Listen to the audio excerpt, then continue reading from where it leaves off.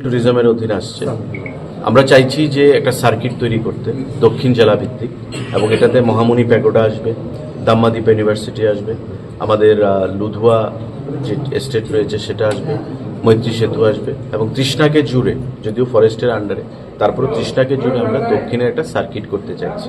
Similar আমরা গোমতী জেলার একটা সার্কিট করব, যেমন আমাদের ছবিমোড়া, নারকেলগঞ্জ, প্রায় 97 কোটি 70 লক্ষ টাকা আমাদেরকে প্রদান করা হয়েছে 51 শক্তিপীঠ তৈরি করার জন্য বন্দোয়ারে।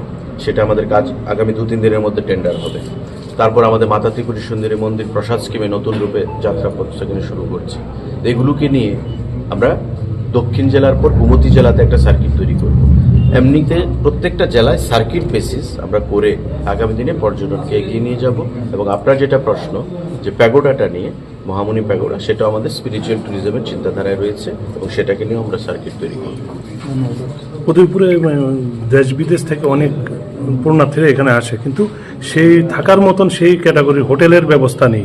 আপনারা ওদেরকে থাকার জন্য কোনো ওইখানে থাকবে, যারা পুজো দিতে আসে ওই উদয়পুরে রাত্রি যাপন করতে যায়, ভালো হোটেল না থাকে আগরতলা আসতে হয়, ওই সেরকম কোনো ব্যবস্থা করবে? দেখুন না, উদয়পুর একটা জেলার হেডকোয়ার্টার, এবং আগরতলা, ধর্মনগর, উদয়পুর এগুলি হচ্ছে আমাদের প্রসিদ্ধ শহর আগরতলার পর।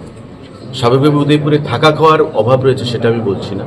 আমাদের গোমতী রয়েছে, যাত্রীনিবাস, প্রাইভেট হোটেলগুলো রয়েছে।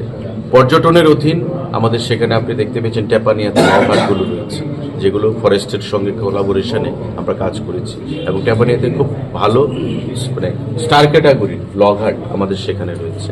আমাদের গোমতী রয়েছে ট্যুরিজমের অধীন, সেখানে ভালো থাকা খাওয়ার বন্দোবস্ত আছে। প্রাইভেট হোটেল রয়েছে, সেখানে ভালো থাকা খাওয়ার বন্দোবস্ত রয়েছে। বর্তমানে মাতা ত্রিপুরী সুন্দরীর পরে আমাদের উদয়পুরে যে ফোকাস সেটা হচ্ছে 51 শক্তিপীঠ। কারণ আমি মনে করি, আপনারা নিশ্চয়ই আমার সঙ্গে একমত হবেন, যে আমাদের কারোর পক্ষে 51 যে শক্তিপীঠ আমাদের যাওয়া সম্ভব নয়, কারণ অনেক শক্তিপীঠ ভারতের বাইরেও অবস্থান করছে।